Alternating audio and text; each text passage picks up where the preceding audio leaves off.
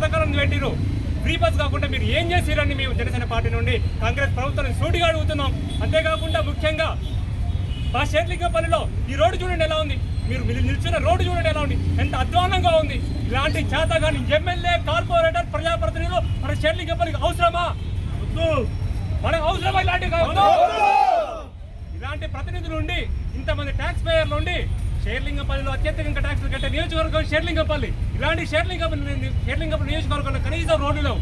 ఇంత రోడ్లు లేకున్నా కూడా ప్రజలకు మౌలిక సదుపాయాలు కల్పించిన ప్రభుత్వం ఫెయిల్ అయింది. మీరు వీటి మీద దృష్టి పెట్టండి, కానీ మా నాయకుల మీద దృష్టి పెట్టండి. ఏమొస్తుంది మీకు అంటే మీకు ఒక రకమైన హైప్ కావాలని ఉద్దేశం చేస్తారు. మీరు దాని మీద తగ్గించుకొని రోడ్ల మీద, సమస్యల మీద, త్రాగునీరు మీద, వీటి మీద పెట్టాలని జనసేన పార్టీ నుంచి బంగారు తెలంగాణ చేయాలంటారు. నేను ఒక వీడియోలో చూస్తున్నా, ఊర్లోకి పోతే పోలీసులు తులం బంగారం ఏమైంది అని అడుగుతారు.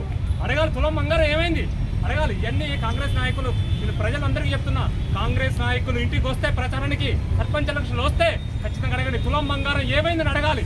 ఎందుకంటే మోసపూరిత హామీలు ఇచ్చి అధికారంలోకి వచ్చి ప్రజాస్వామ్యాన్ని కూనీ చేస్తారు. కాబట్టి ఖచ్చితంగా కాంగ్రెస్ నాయకులను నిలదీయాలి.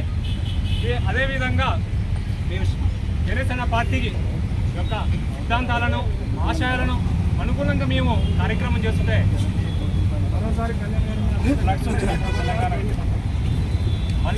తెలంగాణలో కాంగ్రెస్ నాయకులు కానీ, టీఆర్ఎస్ పార్టీ నాయకులు కానీ, మంత్రులు కానీ, ఎవరైనా కానీ మా అధినేత పవన్ కళ్యాణ్ గారి మీద అనుచిత వ్యాఖ్యలు చేస్తే మాత్రం ఖబర్దార్ ఖబర్దార్ ఖబర్దార్.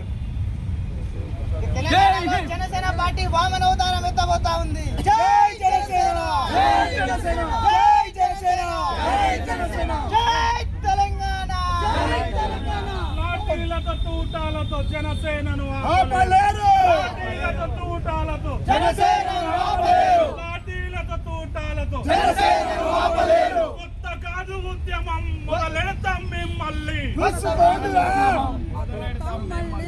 జై హింద్, జై హింద్.